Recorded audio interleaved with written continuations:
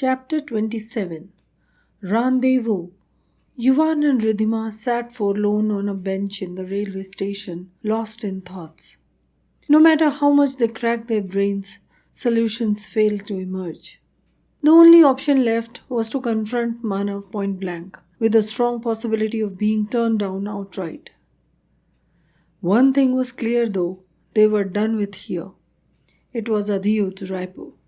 At that moment, someone came and stood beside them, putting down their luggage.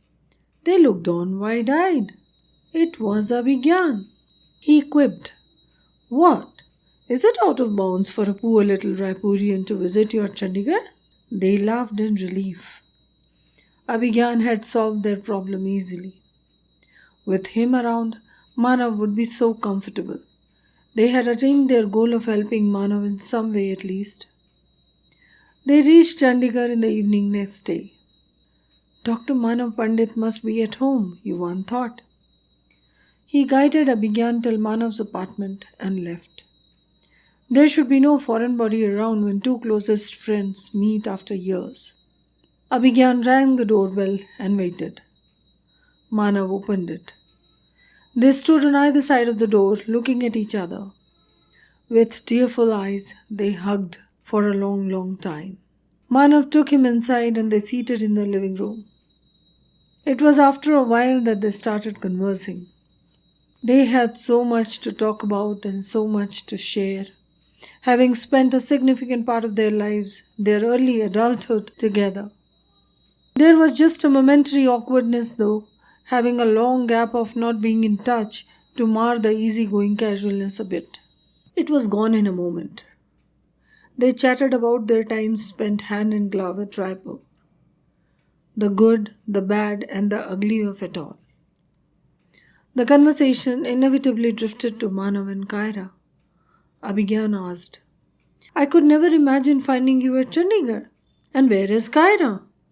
They say you live here alone. You never contacted me, nor did she tell Chitra anything. What's all this, Manav? Don't you think you owe us an explanation?" Manav kept staring at Abhigyan blankly without saying anything. He sighed and asked a counter question. "Who are these they that you talk about?" Whilst Abhigyan prepared himself to answer, Manav got up and gestured him to come with him, saying, "Come, let's get some coffee for you." They stood at the tiny kitchen platform. Manav set about taking out 2 coffee mugs and laying out preparations for making coffee for them. Abhigyan moved him aside and took over the coffee-making chore. Manav stood leaning on the wall, cross-armed, waiting. Abhigyan told, "I met Yuvan." Manav looked surprised. "And Ridhima?" Manav's eyes opened wider still. "How was that?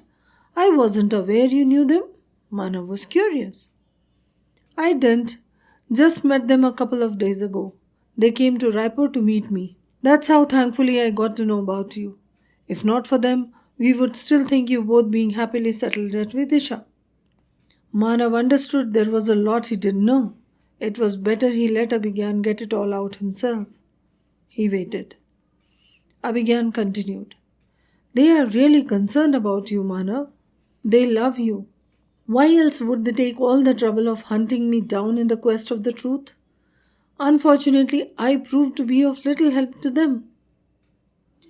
Manav intervened strongly. "But I do not need any help, Abhigyan. You know me better, don't you? I would have asked if I wanted to, so let's keep it that way." He moved towards the living room with the coffee mugs that Abhigyan had just poured the steaming beverage into. Abhigyan joined.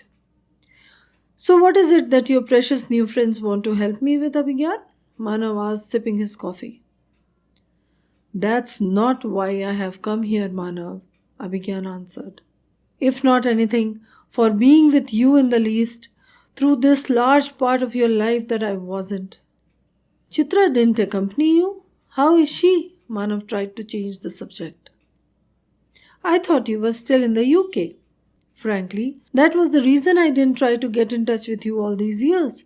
I never knew you were at Raipur," Manav asked. Abhigyan clarified. Oh, actually, Dad wasn't keeping good health. You know about his cardiac status, don't you? So I decided to settle at Raipur itself. I joined Ratsar's hospital.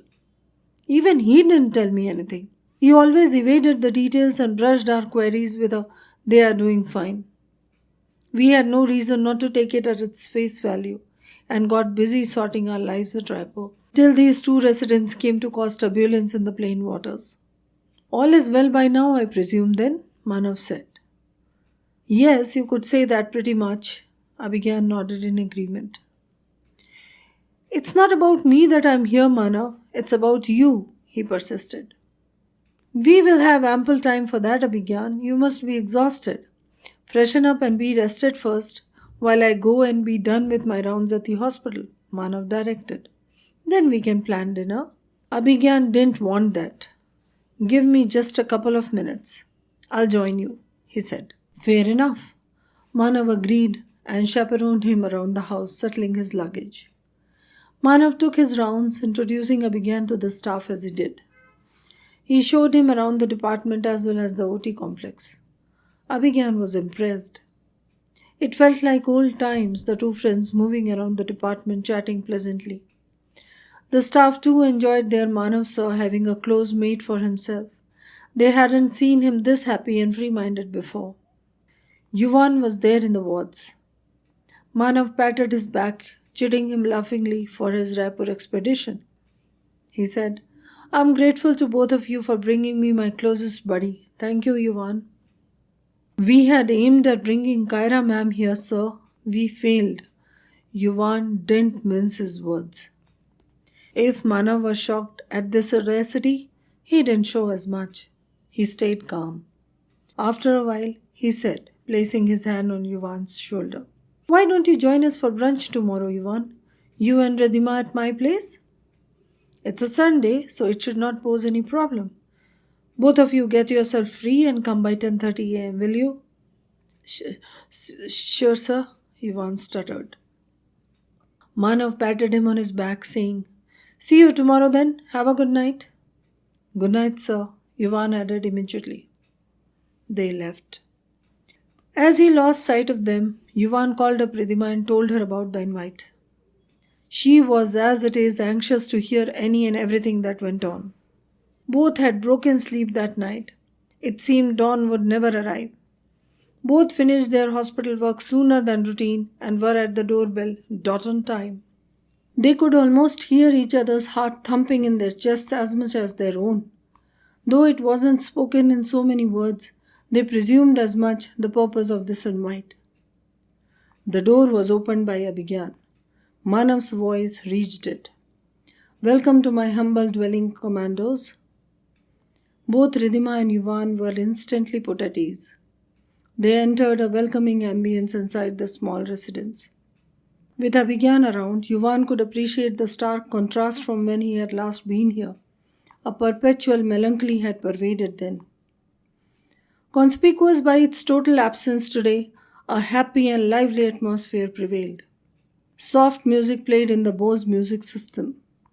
Ridhima had brought fresh flowers that she found a vase to put in, emanating a pleasant fragrance that filled the room with an instant balminess.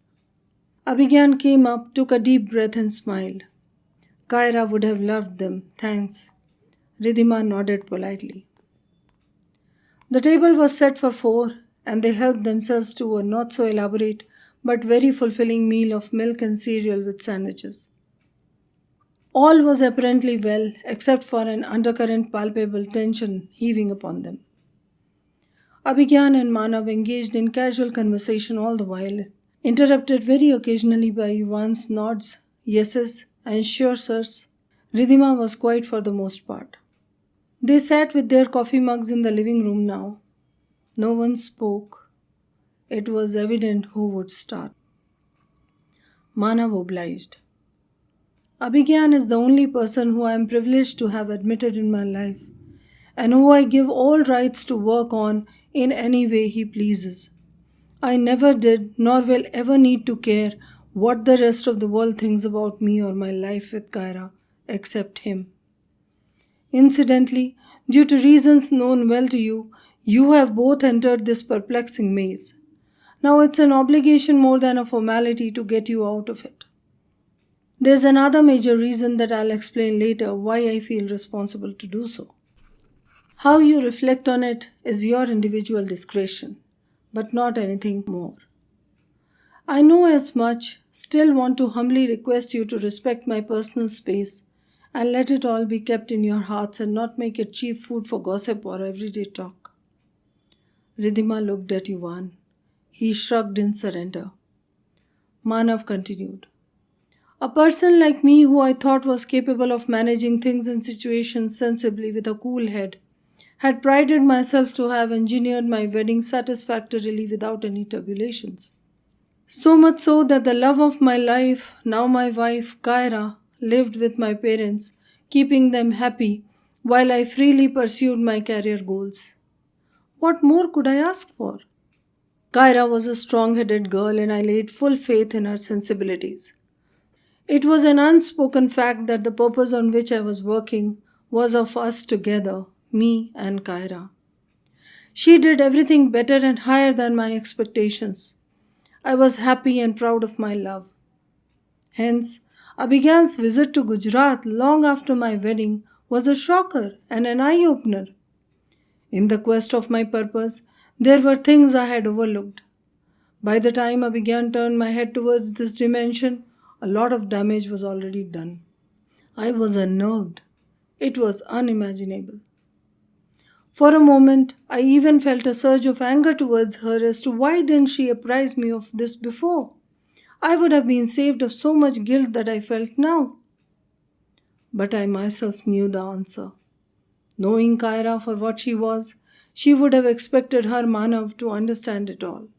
If not, then better let things be the way they were than to try any corrective measures and work on them as best as she could would be her clear stand. She could never imagine her Manav falter. He could be nothing but perfect.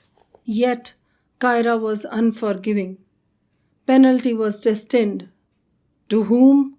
The victim or culprit? Each little unintentional innocent folly of mine dug the nail deeper, and I was blissfully unaware. She decided it would be the victim at the receiving end. She had been punishing herself and would have continued but for Abhigyan's timely intercession. I came back after my training and started to make amends vehemently. That I had understood her perspective was itself the best remedy at the outset. She had started writing her diary during this period of loneliness and despondency. We read portions of it together and I comforted her as best I could. She was relieved she could pour out her feelings to me. I made her promise not to keep her feelings to herself in future. Together, we could find solutions better. Her smile eventually returned to her and my Kaira to me, or so I thought then. It was at this time that we came to Raipur for your and Chitra's wedding, Abhigyan. Manav turned towards Abhigyan, who nodded in understanding. Everything on the face of it was like a dream come true situation, he carried on. We started planning our hospital and commenced the project physically. It was the best time of my life. Our happiness knew no bounds.